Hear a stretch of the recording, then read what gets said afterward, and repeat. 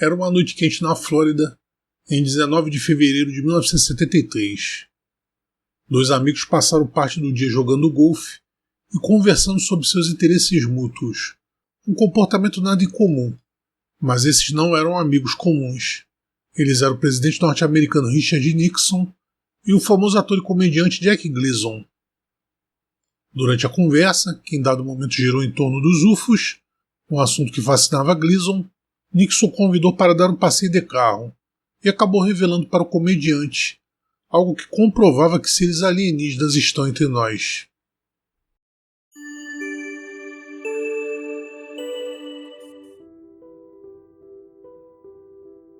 Jack Gleason e o presidente Richard Nixon eram bem próximos, pois Gleason tinha sido um firme apoiador da campanha de Nixon.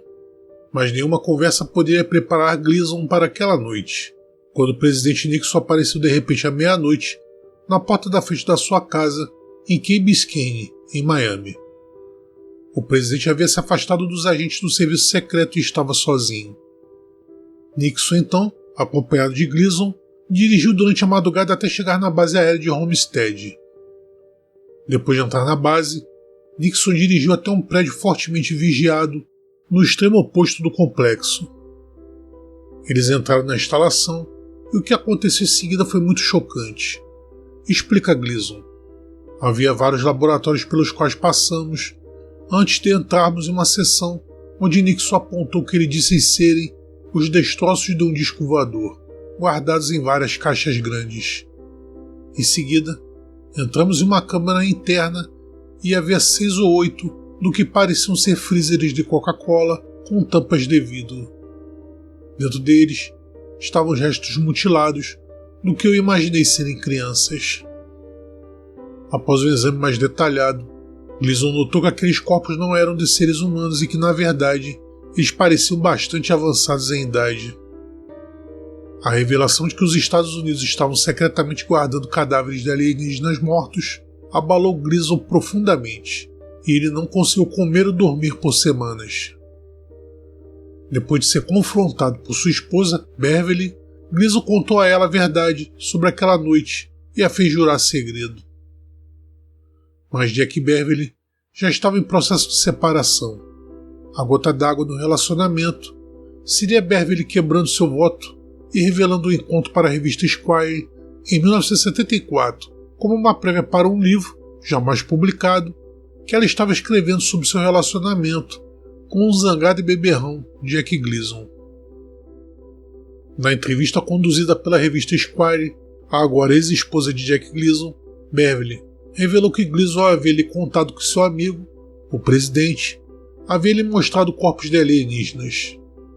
Segundo Beverly, na noite de 19 de fevereiro de 1973, Gleason chegou tarde em casa.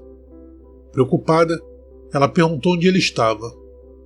O rosto pálido e abatido do marido a fez pensar que algo sério havia acontecido. Ele disse a ela que tinha ido à base aérea de Homestead, onde pôde ver os cadáveres de pequenos alienígenas com menos de 60 centímetros de altura, carecas e com orelhas desproporcionalmente longas. Gleason ficou muito chocado com o que Nixon lhe mostrou e imaginou que a nave de onde vieram os corpos não poderia ter caído muito longe dali. Em 2003, em entrevista ao pesquisador de UFOs Ken Young, Beverly esclareceu que na época Gleason não gostou nada da história da visita à base aérea de Homestead. Embora ele nunca tenha negado o incidente e já estivesse separado, esse fato levou o ator a romper completamente qualquer vínculo com Beverly. Desde que a história se tornou pública, os investigadores tentaram obter mais informações, mas Gleason se recusou a discutir o assunto. Porém, em 1986, Gleason se sentiu pronto para falar e convidou Larry Warren, um ex-oficial da Força Aérea Norte-Americana, testemunha ocular do incidente do UFO da floresta Rendlesham e também autor, para vir à sua casa em Nova York. Depois de alguns drinks, Gleason revelou os detalhes sobre esta visita ao que seria uma espécie de necrotério alienígena. Gleason disse ao Warren que estava muito irritado porque o governo dos Estados Unidos não compartilhou esta informação com o público. Warren ficou atônito com o que ouviu e posteriormente espalhou a história entre a comunidade ufológica. No ano seguinte, Gleason viria a falecer. Ele era um grande entusiasta da ufologia e de tudo relacionado ao paranormal. Na verdade, ele tinha uma grande biblioteca repleta de livros dedicados à investigação desses fenômenos, que após seu falecimento foram doados à Universidade de Miami. Com o advento da internet, essa história se espalharia como fogo, confirmando o que aqueles que creem no fenômeno ufológico já sabiam. O governo sabe tudo sobre alienígenas, mas faz revelações apenas para alguns privilegiados. Alguns acham difícil acreditar que o presidente pudesse se afastar dos seus seguranças e fugir no meio da noite.